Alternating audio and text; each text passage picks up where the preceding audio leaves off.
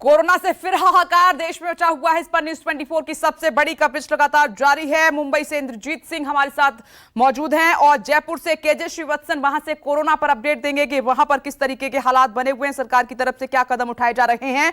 और नई दिल्ली से पल्लवी झा इस वक्त आपको टीवी स्क्रीन पर नजर आ रही है और कल केजरीवाल ने आपात बैठक भी की है। आज के हालात हैं, इस पर जल्दी से अपडेट आपको करेंगी। और साथ ही खास मेहमान भी हमारे साथ मौजूद हैं, डायरेक्टर हैं फोर्टिस हॉस्पिटल के डॉक्टर राहुल भार्गव इस वक्त आपको नजर आ रहे हैं। सर स्वागत है आपका इस चर्चा में। और साथ ही डॉक्टर डीके गुप्ता सीएमडी हैं फेलिक्स हॉस्पिटल के।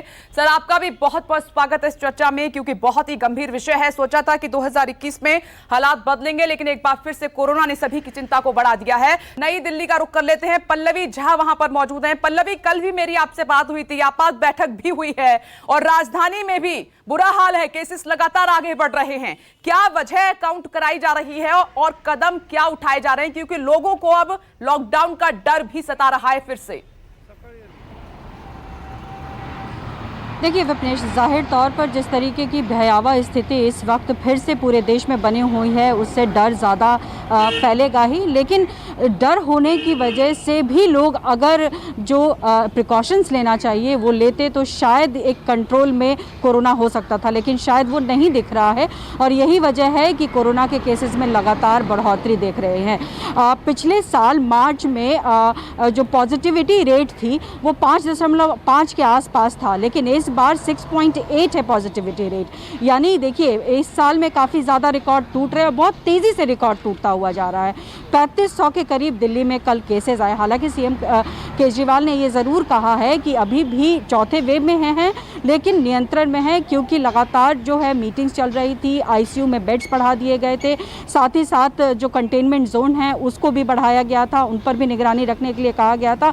और साथ ही साथ जो भी मार्केट एरिया है उनमें भी निगरानी रखी जा रही है कि जो लोग मास्क नहीं पहने हुए हैं, जो लोग सोशल डिस्टेंसिंग का पालन नहीं कर रहे हैं, उनको तुरंत तत्काल वहां पर चालान किया जाए। लेकिन ज़रूरत ये है कि लोगों को खुद समझना होगा कि जिस तरीके से अभी भी ये वायरस मौजूद है तो ढिलाई नहीं बरतनी है, लेकिन लोग ढिलाई बरत रहे हैं। और यही वजह है कि जो लगातार केसेस है वो सिर्फ दिल्ली में नहीं बल्कि देश के 11 राज्यों में हालात बहुत ख़राब है। कल कैबिनेट सेक्रेटरी ने भी अलग अलग राज्यों के जो मुख्य सचिव हैं उनसे मीटिंग की, वहाँ के हालात समझने की कोशिश की और 2-3 गाइडलाइंस तो मैंडेटरी कर दिए गए हैं कि जो लोग रैट में नेगेटिव आते हैं या जो लोग एसिम्प्टोमेटिक हैं उनका आरटी-पीसीआर कराना मैंडेटरी कर दिया गया है कि आप उनका मैंडेटरी करें।